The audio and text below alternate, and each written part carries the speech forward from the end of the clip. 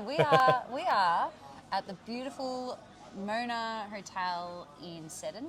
The Mona Castle, actually. I was going to say, don't forget the castle. It is. Special place. It is special. It's very special. We're out here in their brand new beer garden, which is just stunning. We're here having a soda water because we're still on the clock. But we're here today to talk about something that is a pretty hot topic, especially in a clinic like ours that is pretty multidisciplinary. But what is the difference between a physio and an osteo? And we were having a little discussion about this before we started recording, and we had a little bit of a giggle to ourselves, being two osteos here. We're going to try not to be too biased. We're going to try and do the best service we can, especially for our colleague and our friend Anna, physio Anna, who, is a fantastic physio. And we're going to try and do our best to explain, well, what is the difference? So I guess where do we start? Well, we actually looked this up earlier, the origins of physio and osteo. What are the origins? Well, physiotherapy actually started in Sweden in 1813. I know, right? It's been around a while. What were they doing? I know. I would love to know what they're doing. Look, I didn't look too much into it. Apart from that's when it started. And then we also looked up when osteo was born by the great A.T. Still, as we all learned about at university. And that was in 1874. So they've been around both since the 1800s, and osteopathy coming out of the US and physiotherapy coming out of Sweden. I actually feel like, from talking to a few people that I've known in the past, physiotherapy was actually was born from nurses. Nurses actually were the first physiotherapists who practiced. Now, don't quote me on it. Don't ask me for a research paper. So that wasn't in the Google search. Just came to me then. But I guess a few other things. So we want to just go through some comparisons of what is the difference. So years of study. Yeah. We've got osteo. What is it now? Modalities. Yeah. Yeah. So I think osteo is about 4.5 years at Victoria University. I think some universities it's about 5 years still. When we went through, it was 5 years. We did the 5 years. That was good fun. Yep. And then for physiotherapy, it can either be 4 years straight out of uni, straight out of high school, or it can be a 3-year undergraduate with either a 1-year master's or a 2-year master's. Is that right? Look, I think it varies because you can transition from other courses. Of course, But typically, I think it's that 3 and 2 or 4 and 2. Yeah. Okay. Yeah. So that's kind of the training and the background. So where would you usually find them, Will? Where would you usually find a physio? So physios are one of those unique ones because they can be a bit everywhere. So not just the private practice, you can see them in hospitals, in like neuro clinics for things like spinal injuries and stroke rehab, things like that. So it goes a bit more deeper into health issues. Whereas predominantly like osteopaths, you'd find them in private practice usually, and some aged care facilities. So there's a big difference between the two in terms of where you can find them. I think as well, one of the biggest differences is when you are at university, the placements that you do. And so for us going through university, especially when we graduated, all of our placement was private practice. And so we were really exposed to the private practice world very early on in our university career. And then in physiotherapy, it's a little bit different where they do a lot more hospital-based placement as opposed to just private practice. It's like tiered. It's like tiered. You go, you're 3 weeks in hospital, then you might go to a neuro rehab like section, and then you do your vascular rehab, and then you do your private practice. So it's got its streams. So it's a little bit different as well when graduates come out, and a new graduate, especially a new physio graduate, a lot of new physio graduates go into looking for hospital jobs, and there aren't as many available as we'd hope. And then a lot of them end up in private practice, maybe without as much experience or exposure to the private practice world. So that's been, I guess, as a business owner and as a director of a multidisciplinary clinic, that's what I've noticed most about the differences between physio graduates and osteo graduates, the real difference in exposure to private practice. And being a private practice clinic, that's kind of what we're looking for when we're looking for graduates.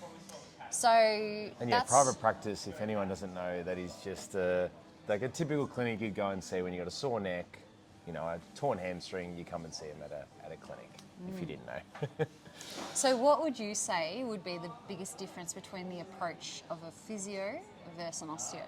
Well, I think, like, I've got my, obviously, beliefs, but, you know, to give you a general sort of advice is, I think physios come from an exercise-based background. So, you know, if you've got an injury, you know, you work through the joint, you work through the area in an exercise format to get this out of the patient. Whereas osteo is a bit more of that holistic approach. You know, the body as a whole.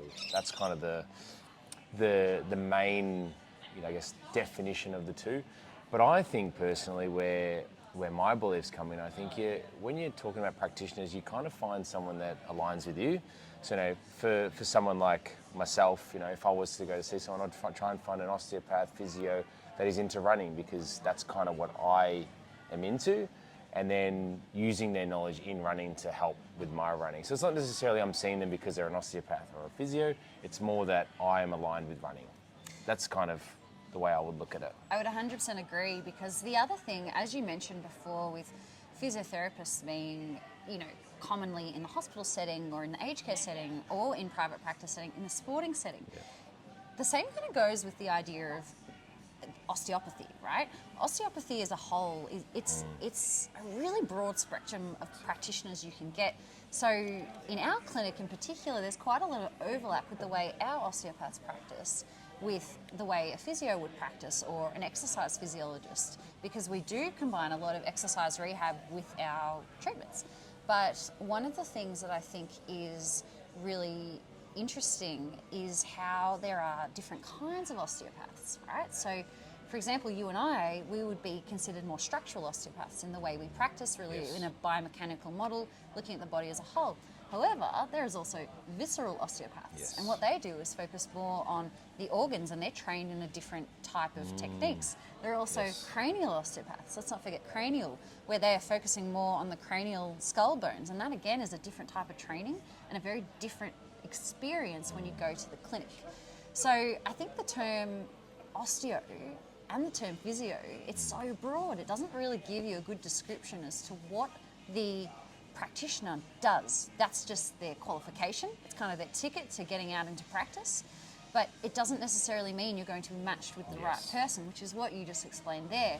Which is why I do think it's really important that when you are trying to find someone to help you with a musculoskeletal injury or an ache or a pain, or, you know, even with your sports performance, it's really important to align yourself with a practitioner, no matter what their modality is, that is going to understand you. That's the most important thing. And I think that's something that we forget a little bit. We get caught up in this idea, you know, osteo versus physio, let's throw chiro into the mix, let's throw myo into the mix. At the end of the day, if you find someone who listens to you, who understands you, who gets what your goals are, who gets what your situation is, then that person is going to be able to ride the wave with you and go through the journey, because our health is a journey.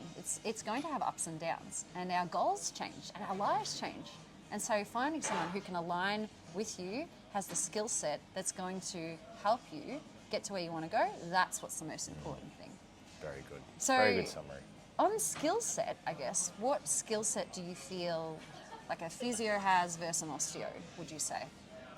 It is tricky though. It's a tricky question, but I think where we would differ, let's talk about grads, for instance, where you'd kind of just come out of uni, fresh out of uni. I think physios would have probably a very broad knowledge in terms of, you know, health issues and the body, nerves, neurons, whatever it may be. Whereas osteo having that private practice, their hands-on skills are probably going to be a little bit more superior to the physio straight out of uni. But that's not to say, like, years down the track, you know, Anna, our physio, has got amazing hands-on skills because she's done the studies and she's done the further experience with that. So I would say, to kind of simplify it, you've got the physio coming out, they would have more of an exercise-based knowledge in rehab and support, whereas the osteo would be a little bit more hands-on, those adjustments and things like that. That's a bit more hardy work, you know, which is kind of the hands-on stuff, the blue collar, you know. I think as well, to that point, you make a really good point there, that when you graduate, like even when you graduate in any modality, you graduate with a set of skills, but depending on the type of practitioner you want to be, you will do further study in the type of skills you want to develop. So I know a lot of physiotherapists that have done further study in manipulations. So like what we learned in university, they do further study in how to do different kinds of adjustments. A lot of our practitioners at our clinic have done dry needling courses, which is part of being a myotherapist.